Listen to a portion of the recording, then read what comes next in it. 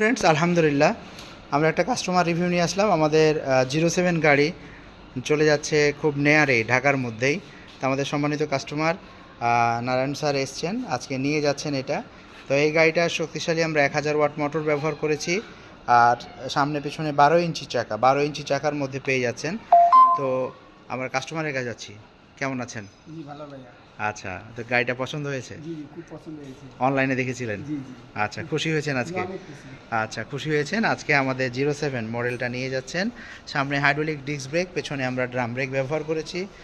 শক্তিশালী একটা গাড়ি, মানে দুইজন যাতায়াতের জন্য চমৎকার হবে গাড়িগুলো। তো ফ্রেন্ডস, এছাড়াও আমাদের প্রিমিয়াম অনেক কালেকশানগুলো আছে অফিসে, শোরুমে।